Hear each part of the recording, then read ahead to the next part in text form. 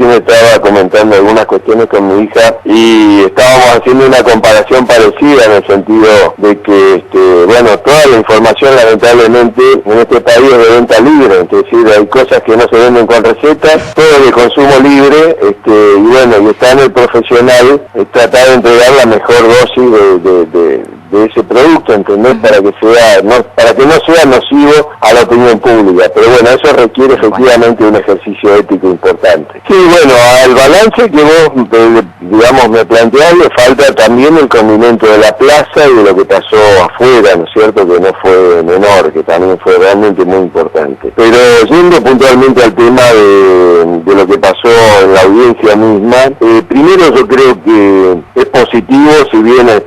cierto que llega tarde, que se tenía que haber hecho antes, etcétera, pero es positivo para la posición, digamos, de quienes defendemos el derecho a la comunicación, que estas cosas se hagan de cara a la sociedad, que no se hagan de manera oculta, entre los pasillos, digamos, escondidas ahí del Palacio de Tribunales, sino que se pueda mirar directamente a los ojos al tribunal y decirle en nombre de determinadas audiencias, determinados sectores, determinados derechos, por qué razón es necesario que se declare constitucional la ley. Y también es importante que se vea la argumentación del otro lado, porque no solo porque, corresponde en términos del debate democrático, sino porque eso permite entender o dejar en claro que lo que estamos discutiendo justamente es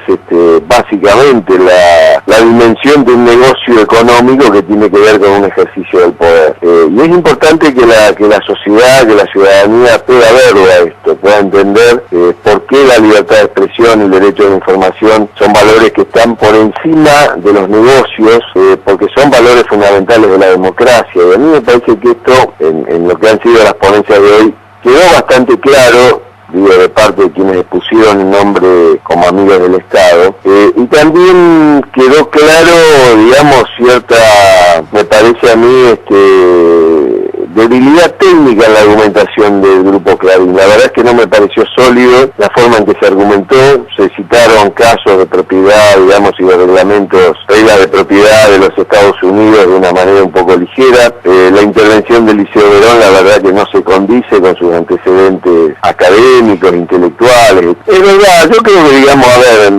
no le quita mérito a lo que hizo en su momento como estudioso y como académico, pero la verdad es que políticamente patina mal y además patina conceptualmente también, porque lo que nosotros tenemos que debatir hoy seriamente es el impacto de la convergencia tecnológica y de los nuevos dispositivos, justamente porque tienen el peligro de que pueden multiplicar la concentración mediática en lugar de generar un escenario cuasi ideal, ¿no es cierto?, de posibilidades de expresión para todos. Eso no es verdad. En algunos de los seminarios que hicimos en Córdoba lo citábamos a Humberto Eco diciendo que, bueno, Internet es ese periódico con 1.000 millones de páginas que te tiran bajo la puerta todos los días y vos tenés que arreglártelas para organizar la información, ¿no? Y esa información está organizada por intereses económicos y por intereses políticos, de manera que no se puede tener semejante ingenuidad como para decir lo que dijo Verón de que no hay que regular a los medios de comunicación audiovisual en la época de Internet porque ya están resueltos los problemas. Eso no es verdad. Seguramente que sí,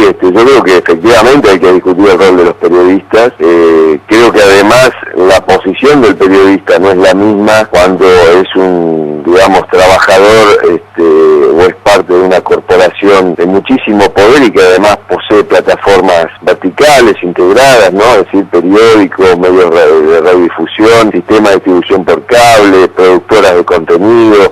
señales, etcétera, que discutir el trabajo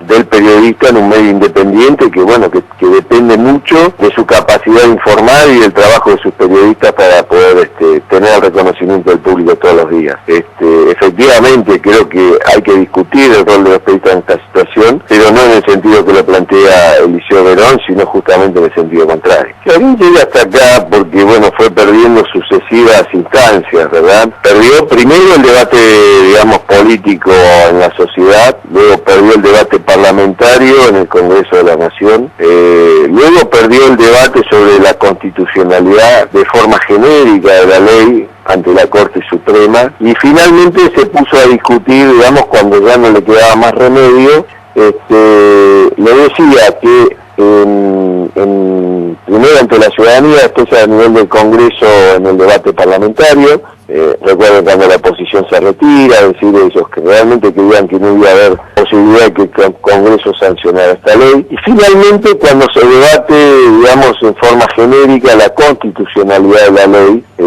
hasta que el fallo del año 2010, en septiembre del 2010, declara la plena constitucionalidad de la totalidad de los artículos de la ley. A partir de ahí, lo que hace Clarín es discutir su posición particular, es decir, la afectación de sus intereses. Primero discute los plazos hasta que llegamos al 7D, y vencido eso, también con intervención de la Corte, que fija un plazo concreto para resolver la cuestión, por eso fue el 7 de diciembre, llegamos finalmente a la apelación que el grupo genera con la ayuda de la Cámara de Apelaciones para poner en debate la constitucionalidad de los artículos que reglamentan el tamaño de su empresa, ¿sí? El tamaño de las empresas de medios, según nuestra ley, y siguiendo principios de legislación comparada en el derecho internacional, se fijan a nivel nacional, es decir, cuántos medios se pueden tener